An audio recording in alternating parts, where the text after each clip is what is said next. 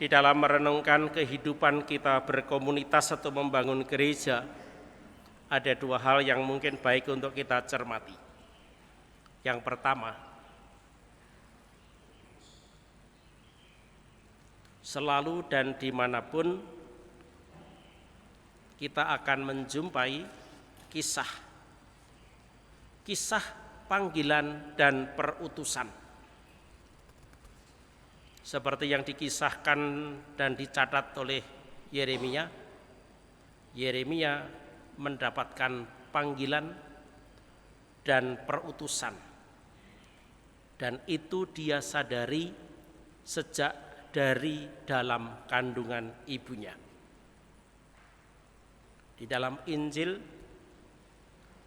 Yesus terpanggil dan diutus untuk menyampaikan sebuah realita. Dan realita itu tidak selalu indah. Semula orang-orang Nazaret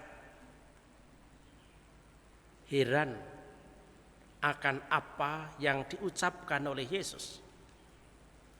Tetapi kemudian bereaksi ekstrim, mengusir Yesus dari tengah-tengah mereka, bahkan mau menyorongkan Yesus dari tebing gunung di kota itu.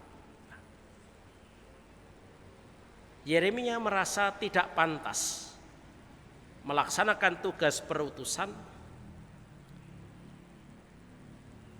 karena barangkali dia sendiri memang merasa masih muda, merasa kurang pengetahuan, merasa banyak dosanya. Di sisi lain, kendati ada orang terpanggil seperti Yeremia, tetapi komunitas lingkungan di mana kita merasa terpanggil untuk diutus belum tentu akan mengamini dan menerima apa yang kita lakukan atau kita sampaikan. Itu yang pertama. Nah, yang kedua, masih dalam rangkaian bacaan terutama dari Paulus, surat kepada jemaat Korintus. 2 minggu berturut-turut kita merenungkan catatan Paulus di dalam 1 Korintus bab 12. Kita diingatkan bahwa gereja ini terdiri dari banyak anggota, bermacam-macam anugerah, potensi, dan talenta. Di dalam kita sendiri memperkembangkan anugerah dan talenta itu, di sana kita juga membaca konteks hidup kita dan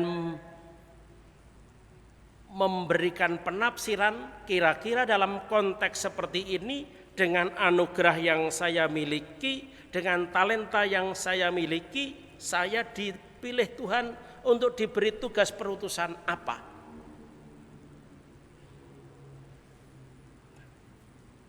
Oleh Paulus kita diingatkan supaya senantiasa sadar bahwa berbagai macam anugerah dan talenta serta potensi itu berasal dari satu Tuhan yang sama, dari Roh yang sama. Itu diberikan kepada kita bukan untuk diri kita sendiri, tetapi untuk membangun jemaat, untuk memperkembangkan gereja. Dan di sana Paulus mengingatkan berdasarkan pembacaan dia dalam konteks umat di Korintus, bahwa ternyata di antara orang-orang yang memiliki potensi yang berbeda-beda itu seakan-akan Ada yang saling bersaing, bahkan mungkin punya potensi menjatuhkan atau merendahkan. Itulah sebabnya mengapa Paulus pertama-tama mengingatkan, ingat saudara-saudariku, bahwa potensi itu bukan untuk dirimu sendiri tetapi untuk membangun jemaat. Apapun yang kamu miliki, segala macam keunggulan itu baru memiliki arti selaras dengan kehendak Tuhan manakala itu kita pakai untuk kepentingan seluruh tubuh mistik Kristus, yaitu gereja mempelainya. Hari ini Paulus ingin menegaskan kesadaran kita akan potensi, akan anugerah, akan rahmat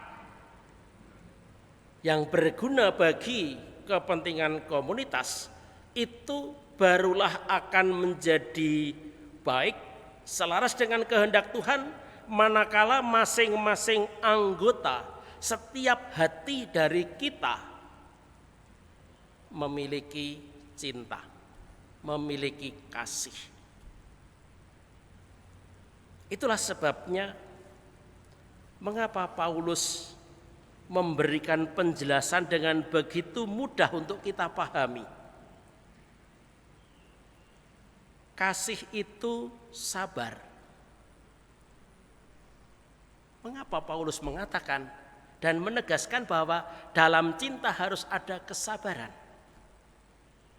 Misalkan begitu, barangkali karena di dalam semangat orang yang masing-masing ingin memperkembangkan talentanya itu, barangkali ada yang satu slow, yang lain pengen buru-buru. Maka keduanya harus menjaga geraknya supaya tidak terjadi persaingan yang tidak sehat. Misalkan seperti itu. Ia tidak melakukan yang tidak sopan dan tidak mencari keuntungan bagi dirinya sendiri. Kita ingin memperkembangkan anugerah yang dari Tuhan.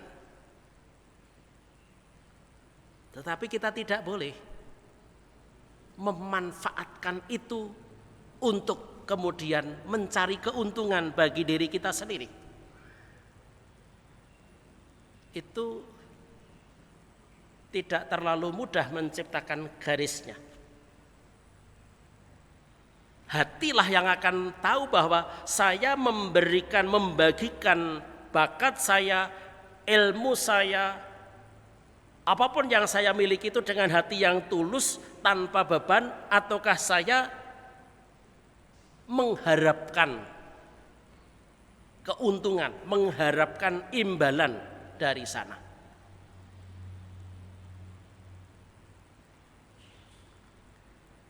Ia menutupi segala sesuatu. Kalau ada anggota kita, di satu sisi memang dia punya keunggulan, tetapi pada titik yang sama itu juga memiliki kekurangan. Kalau saya tidak cocok dengan orang itu, bisa saja kita mencari-cari kelemahannya, mencari-cari kekurangannya, lalu membesar-besarkan itu seakan-akan itu sebagai kebenaran atau hal yang paling penting. Nah, kalau kita menjadi murid Yesus Kristus, itu kita akan menutupi kekurangan orang lain. Kita tidak akan ngumbar aib orang lain. Mulut kita tidak menjadi mulut yang ember, tetapi mulut yang dapat diam, menyimpan kejelekan orang lain, apalagi itu anggota keluarga, apalagi itu sahabat, apalagi itu anggota komunitas. Jangan kita membiasakan diri untuk ngumbar hal-hal yang menurut kita tidak baik. Karena belum tentu itu nanti akan punya akibat buruk pada orang yang kita omongkan.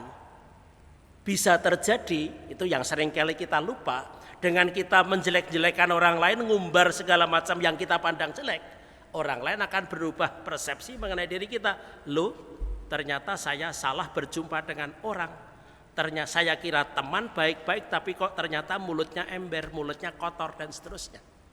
Nah, itu bisa, itu yang seringkali kita lupakan. Maka Paulus mengingatkan itu supaya kita mampu pintar-pintar menutupi segala sesuatu. Dalam hal istilahnya menutupi segala sesuatu, kita dapat belajar pada Maria. Maria mengalami segala macam suka duka kehidupan dalam komunitas. Banyak hal yang menusuk hatinya, banyak hal yang tak terduga. Tetapi dicatat dalam Injil bahwa Maria menyimpan segala sesuatu di dalam hatinya dan merenungkannya. Di dalam kasih kita percaya segala sesuatu. Ini yang tidak mudah. Belajar percaya kepada orang lain. Belajar bahwa yang dikatakan atau dilakukan oleh orang lain itu punya maksud baik. Bahwa dia itu tulus.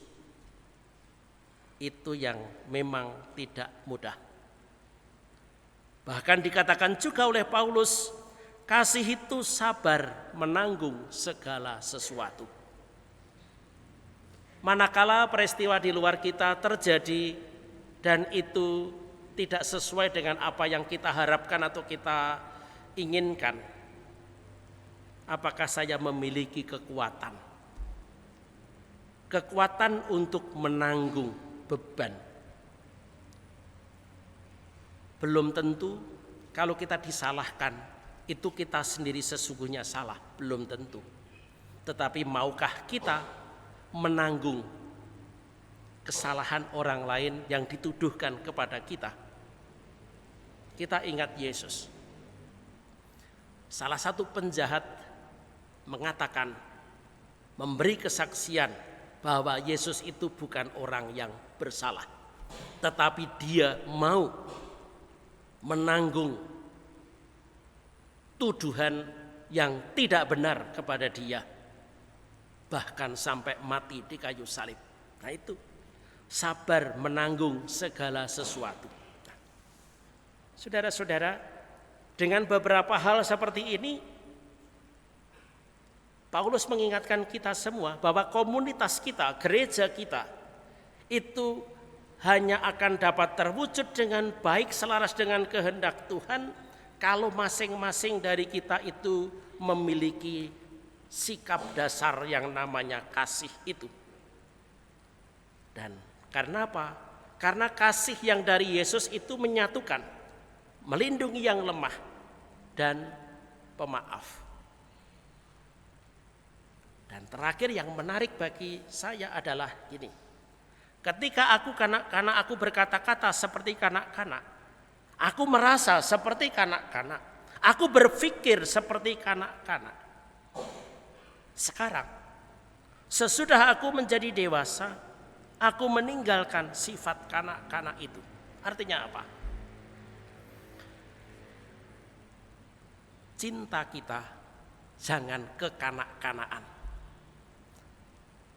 Boleh dan baik cinta yang romantis, cinta yang spontan, tetapi semakin kita dewasa, semakin kita lama menjadi murid Yesus Kristus, yang diharapkan oleh Paulus dari kita adalah bahwa kasih kita itu semakin dewasa, berkembang menjadi kasih yang dewasa,